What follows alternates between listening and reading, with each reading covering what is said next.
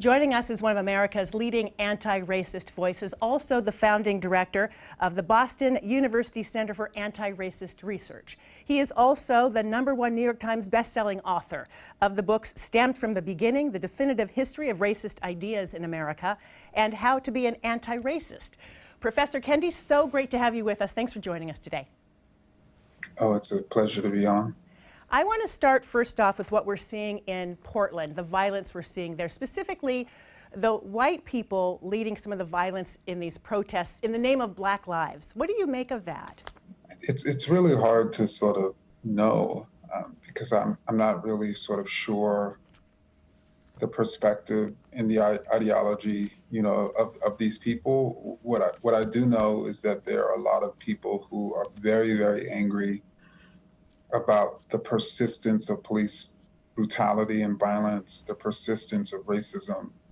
There are a lot of people suffering right now from not only sort of COVID, but also the economic recession.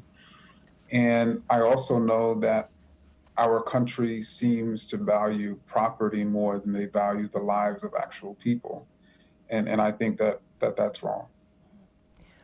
There have been some politicians and critics who have equated the Black Lives Matter movement with Antifa. What do you think of that?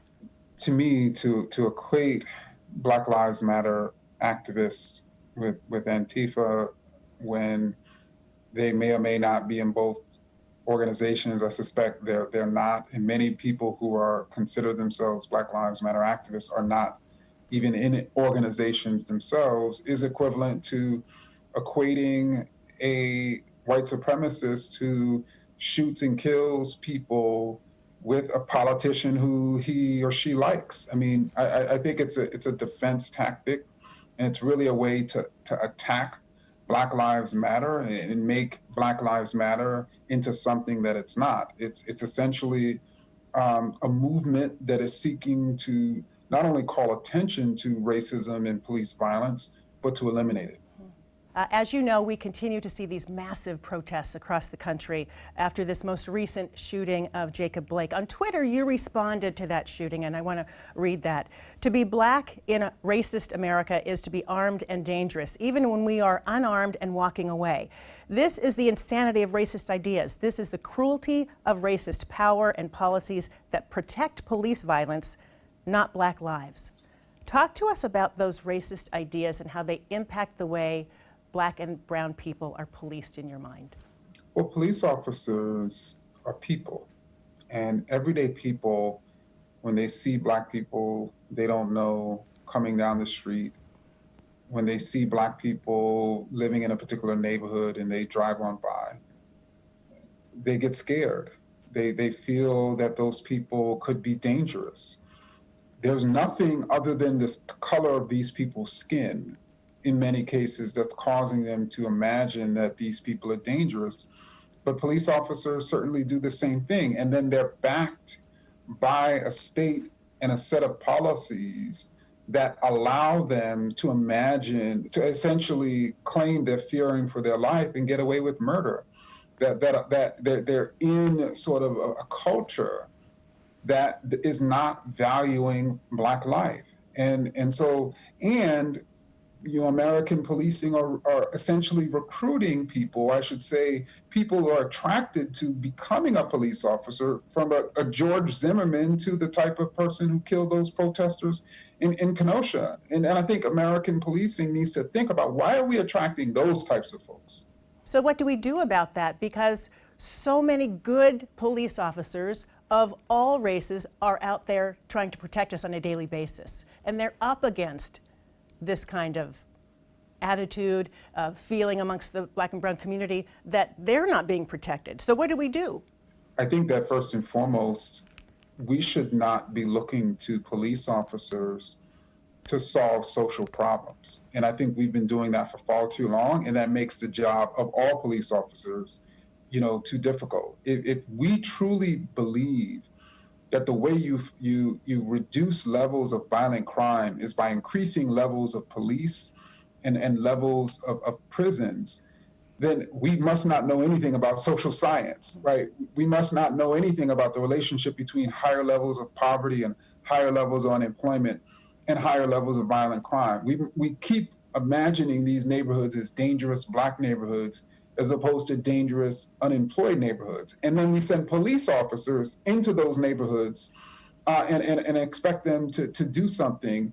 And so for me, I think we should take the burden off of policing. And actually those who are seeking to transfer funding, that's precisely what they want to do. But then other Americans think that it's going to make this nation less safe when that's not the case.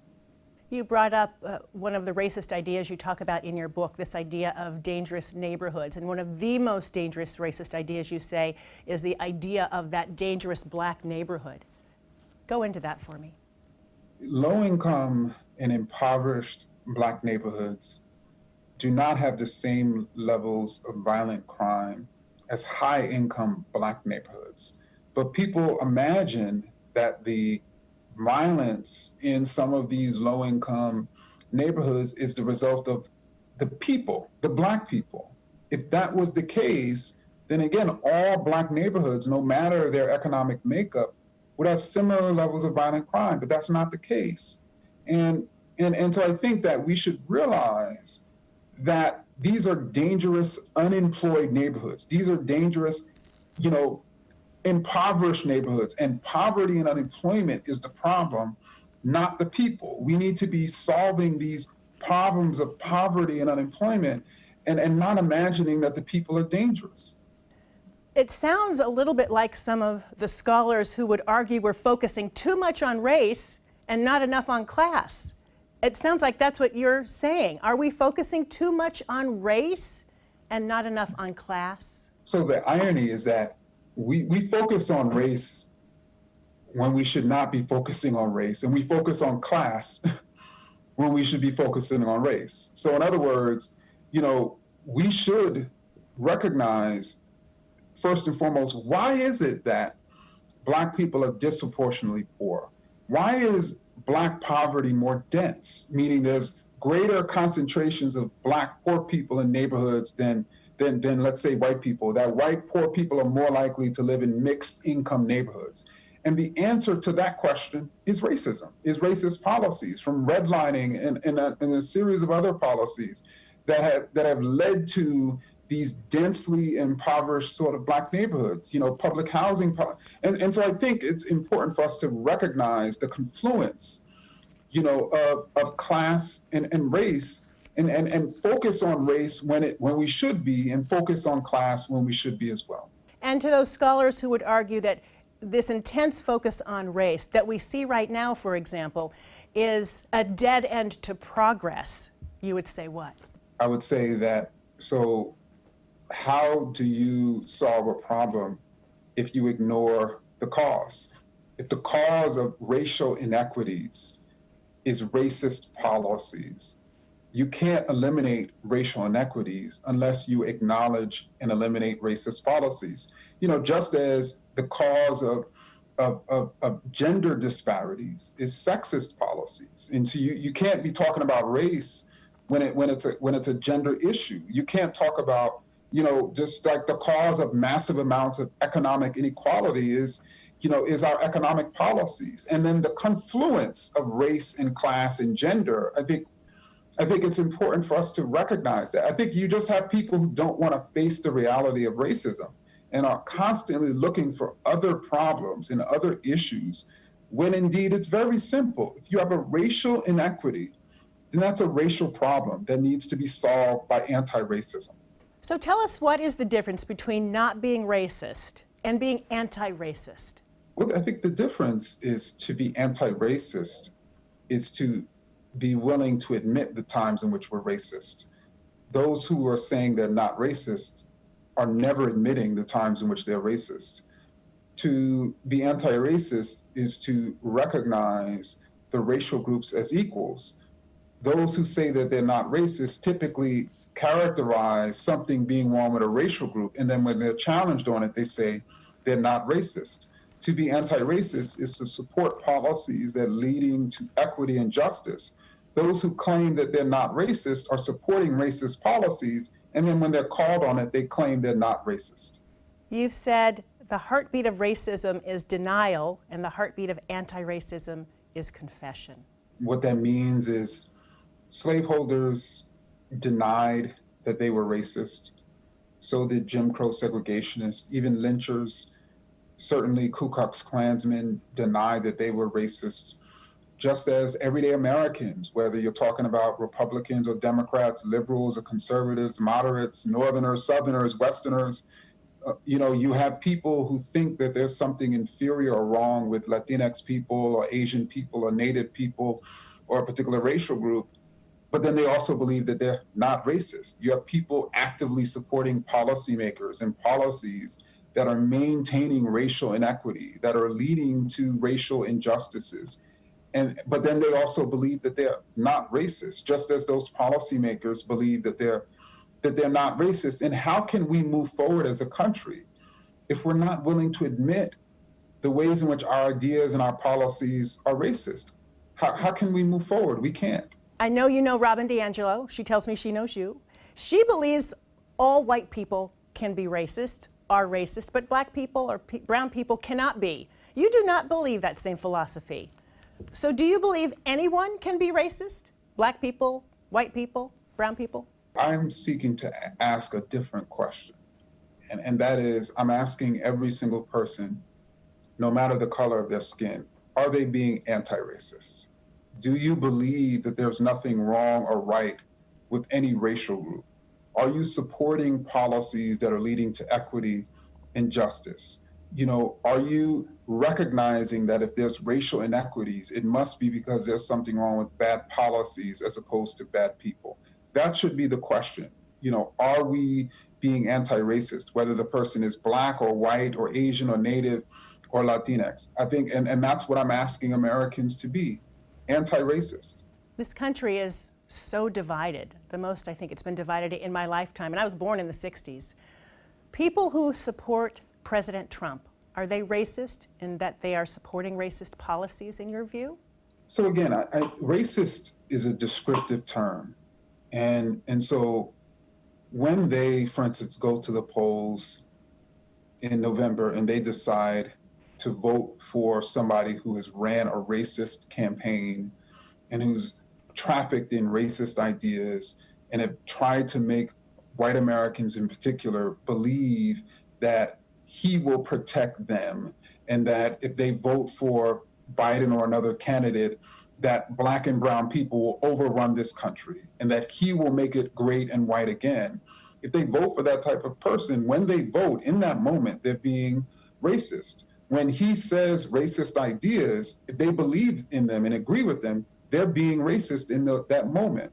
When he is pushing racist policies and they're supporting those specific policies in those moments, they're being racist. Just as in other moments, when he says racist ideas and they disagree with them, they're being anti-racist. Just like in other moments, when he is opposing anti-racist policies to expand voting, as an example, and they're opposed to that, they're being anti-racist.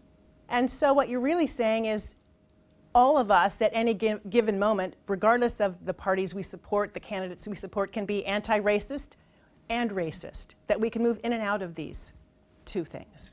Exactly. And I'm not going to pigeonhole someone as being racist or as a racist, because I don't know what they're going to do 10 minutes from now or a month from now or 2 months from now. I don't know whether they're going to express hierarchy or equality. I don't know whether the policies they're going to support are going to lead to equity or inequity.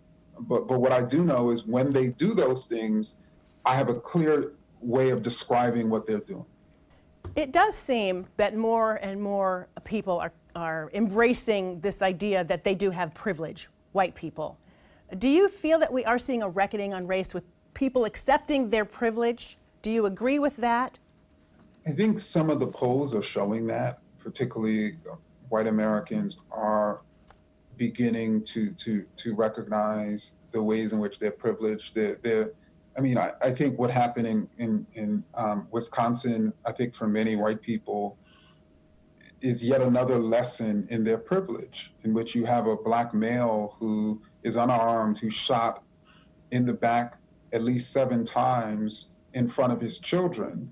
And, you have a white male who's carrying an AR-15 who had just shot people, who people are calling out to police to say he just shot someone, and the police let him on by. I think that sort of, as well as other sort of images, is really demonstrating for white people that even when they're armed, to many police officers, they are certainly not suspects. That even when people are saying they just did something wrong, they don't match up that they are a suspect. But a black person, as soon as they walk out of their house, they're a suspect. So for those who are denying this idea of privilege, are they in denial about the racism that exists in this country? Yes. And I think that it's critically important for people to understand how privilege works. We're not saying that there aren't white people who have a hard life, but their life isn't hard because they're white. We're not saying that they're not poor white people who struggle, but typically poor white people are more likely to live in mixed income neighborhoods where it's not just the case that they're poor and their neighborhood is poor in the way it is for too many black poor people. And we're not saying that there aren't sort of people who are struggling. It's that, and I think the difficulty about understanding privilege is because it's so normal to you that you can't even sort of see it. It's hard to really step inside of a black body if you're a white person and live and see, whoa, this would happen to me differently if I was black, and that too. It's hard to do that because you're white. So then how do you explain privilege to those families you're talking about who've been struggling possibly for generations, who are white and poor? How do you explain privilege and how to be an anti-racist to families like that? Well, I think if you're white and poor, all we can do is show the data. And, again, to reiterate, if you're white and poor in the United States, then you're far and away more likely than if you're black and poor to live in a mixed income neighborhood. And so you're more likely to have economic opportunities in your neighborhood that a black poor person is not going to have. And so thereby you have privilege that those black poor people do not. And even as a poor person, or if you're a poor white person and you decide that you're going to scream at or curse at the cop or tell a cop that you're going to kill them, the cop is far and away more likely to use restraint for you than they would a black poor person. And I think that this is something that I think is critically important for people to realize. So how does the Black Lives Matter movement win over those people who deny privilege, who feel that they're not privileged, who are poor and white, if that movement is going to be successful in changing the systems that are broken and racist? I think that what's happening is you have many folks who are not necessarily concerned about winning over those people. And I think that there are poor white and wealthy white people who are open-minded, and there are those who are closed-minded.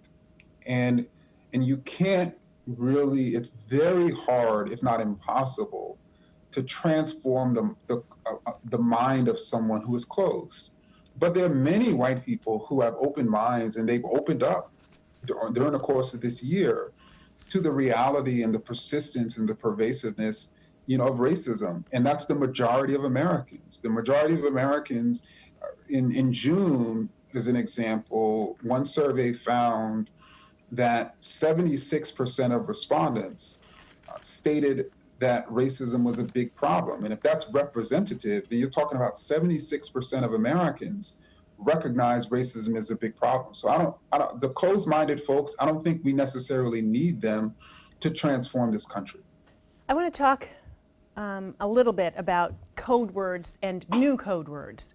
Words that we still hear amongst our friends socially, words like ghetto, thugs, mobs. Are these dangerous? And if you believe they are, why are these words that we need to sort of get out of our vocabulary? So the words are dangerous if we are basically racializing them. In other words, if in our mind a poor community is Black, because in our minds only Black people are poor, then that's dangerous because we're erasing all of the poor white people that we've been talking about who exist in this country. And if we believe, for instance, that when a young Black person engages in violence, they are a thug, but when a young white person engages in violence, we ask questions. Well, what's wrong with you? Why are you engaging in that violence? Then that's a problem. That's a demonstration of our racist ideas. And so it really, but that's typically how these terms are being used. They're typically racialized. They're typically only attached, to certain racial groups, and that's what makes them a problem. Before I run out of time, there are some other questions I absolutely need to get to. Some say that silence is violence, and that to be neutral is to also be racist. If you're not actively fighting racism, you're part of the problem. Is that an idea you agree with? Yeah, because studying the history of racism in this country, what slaveholders wanted people to do in the Northwest, and the Northwest was different during the enslavement era, but what they wanted people to do in the Northeast, what they wanted people to do in the non-slave holding states was to do nothing. What Jim Crow segregationists wanted people to do in Chicago or Philadelphia was to do nothing, because they knew by you and I doing nothing, Jim Crow and slavery and mass incarceration and police violence and voter suppression and racial health disparities would persist. And to allow racism to persist is to be complicit in its persistence. So to the millions of people now who are sitting home on their couch and they're watching what's unfolding in our country and they're saying to themselves, I don't know what to do. I just don't know how I can participate. And so they would say that they're anti-racist, but they're neutral in their participation to end racism. Are they part of the problem? Yes, it's not enough to be aware. We need you as part of this struggle. I mean, if an American can look out at their country and not see a country that's unraveling, not just a country that's unraveling for people of color, but for white people, for everyone, then I'm not sure what they're looking at. And so we need and how and why is it unraveling? Because you on the one hand have people who are very aggrieved because of the racism that they're experiencing or because of the racism that they're seeing, and then you have other forces that are stoking racist fear. And so that confluence thereby is leading to the unraveling of our country. And I think that how can we just sit around while the country is unraveling? We need every single person to be a part of this struggle to save and rebuild this country and to make it anti-racist. Increasingly, we're seeing this canceling out of people who are saying racist things or posting racist things. Is that an effective solution? So on the one hand, there are people who say racist things, and when we point it out, they admit it, they seek to repair, they seek to transform themselves, and you can obviously see the ways in which they're doing that. I don't think those people should be canceled. There are other people who say racist things and do racist things and continue to do it over and over again, and we continue to point it out over and over again, and then they continue to say they're the least racist person you've ever interviewed over and over again, and to me, those folks should be canceled. Race is not easy to talk about, and especially with our white friends. One of the dilemmas I had with your book in wanting to recommend it to my white friends is the use of the N-word often in your book. Can you tell me the strategy behind that? So I think I primarily used that term, or that term was primarily used, in the chapter, called Black, which was largely a chapter written for Black people. If there was a chapter that directly was written for Black people, it was that chapter. And I think Black people, particularly Black people who are over 30, can remember that critical differentiation in the 90s between Black people and the N-word, and how Black people themselves were classifying other Black people in a pejorative fashion through using the N-word and saying they love Black people, but they hate those N-words. And I think it was critical for Black folks to see that, and for even non-Black folks to see that, because I think it was critical for me to really show that form of internalized sort of racism. But on the other hand, this is a term, it's a word, and there are words that I read that I would never say. And I think we can distinguish between words we read, and never say. Well, I'm going to preface as I offer this book to my friends. There are a few words in here that I don't want you to get comfortable using, descriptive, historical. You have also written a children's board book, The Antiracist Baby, and a teen edition of Stamped from the Beginning, Stamped Racism, Antiracism, and You. First, why write a book for babies? So according to studies, babies as early as 6 months start understanding race. According to studies, babies at 2 to 3 years old start internalizing racist ideas, start discerning and making decisions based on racist ideas. All the while, we don't even know that, right? All the while, we're imagining, oh, they're 1, they're 2 years old, they're 3 years old, there must be, quote, colorblind. All the while, we're allowing the nation, we're allowing our society to raise them to be racist. And so I knew that, no, I wanted to have an intervention. I wanted to ensure that parents knew that we need to be raising our children as early as possible to be anti-racist. We need to be teaching our children the beauty of the human rainbow, and how all those different skin colors are all equally beautiful. We need to be teaching our children as early as possible that white people don't have more because they are more. And we need to be teaching our children that Black people don't have less because they are less. Because if we don't teach them that, then they're going to learn something else that we don't want them to learn. You have a daughter. Eventually she's going to be a teenager and then all grown up. And I'm curious how you expect young people looking at the state of things right now to stay hopeful. How do you stay hopeful, and why should they? Well, what I tell my daughter, and it's the same thing I tell myself, which is that you can't bring about change unless you believe change is possible.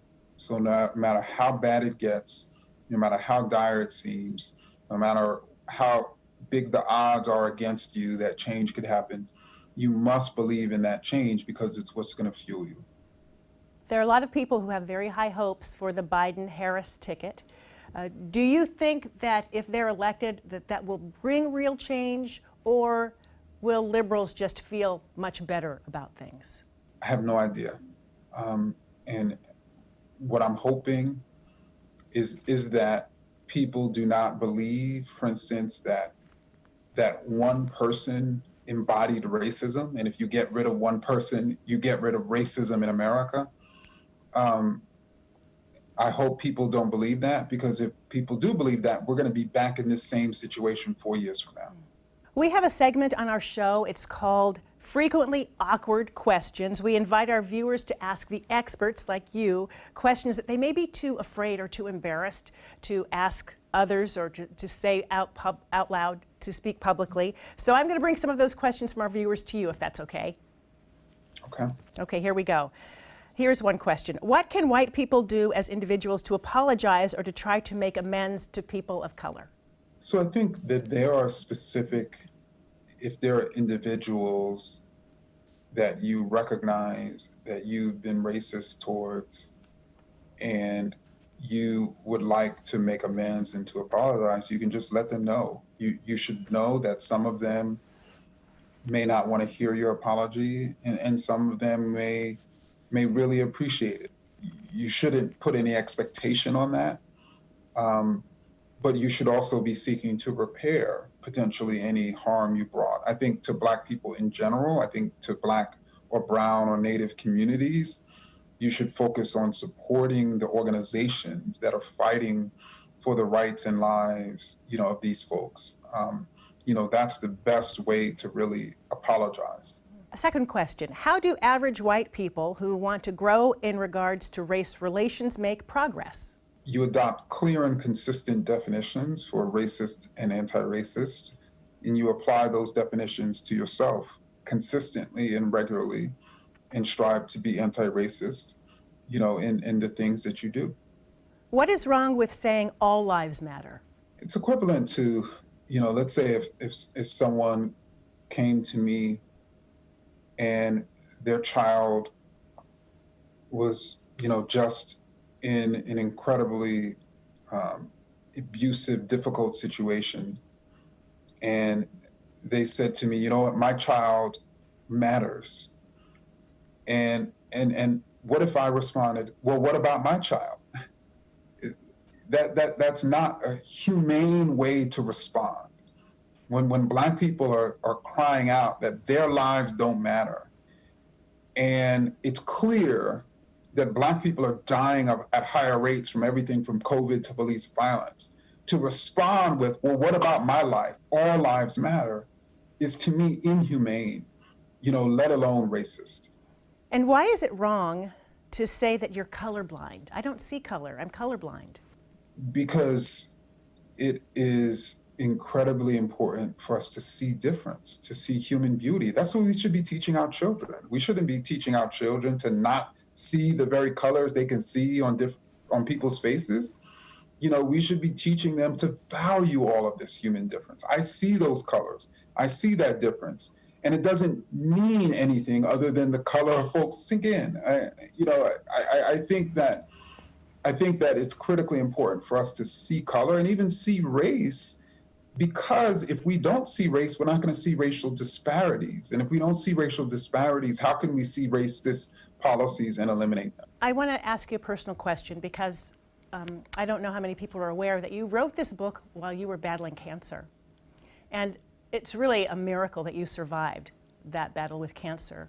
And we recently lost just an iconic actor, person who was such a role model to so many, the star of the Black Panther, Chadwick Boseman. That must have impacted you, having battled the same cancer. I mean, it was devastating. I woke up in the middle of the night, early Saturday morning, that when I first saw the news, I thought it was, I was in a nightmare. And it was difficult for me to hear that he passed away, because I know how much he meant to the culture. I know how much he meant to history and to Americans and to Black people. But then to find out that he died of colon cancer, which is precisely, what I had suffered from, to also hear he died on the very day that I was cleared from, disease, which I considered almost like my second birthday, was devastating. And it was just like, why him? Why not me? And yet the difference that he made in his too short life is extraordinary. And is it an example to us that we really can make a difference, each and every one of us? Yeah, and can you imagine if we all lived with the urgency that Chadwick almost certainly lived with, in which he was willing to, of course, despite his pain, and I know that pain of going through colon cancer chemotherapy, despite the pain from surgeries, he still was going to live his best life and give what he could give to the world, to Americans. And he was thinking about, his legacy. He was thinking about what he had to give. Can you imagine if we were all thinking that way and living that way? Well, you gave us this book during your battle with cancer. And so my final question to you would be, what is your final message to our viewers, if you had a call to action for them, or just something that you wanted to leave with them to think about? At the core of my work I'm trying to encourage Americans to realize we have racial inequities all around us, and there's only two explanations, the racist and the anti-racist explanation. The racist explanation says it's because there's something wrong with people, and the anti-racist explanation is that there's something wrong with policy. And that's what I believe, and that's what I'm fighting, because I believe that the racial groups are equals. So grateful for your time today. I know that you are a very, very busy person on all kinds of calls to do these kinds of discussions. Professor Ibram X. Kendi, thank you so much for joining us and for sharing your ideas of how to be an anti-racist. Be well. Continued good health to you and your family. Thank you. Thank you so much. You take care. You too.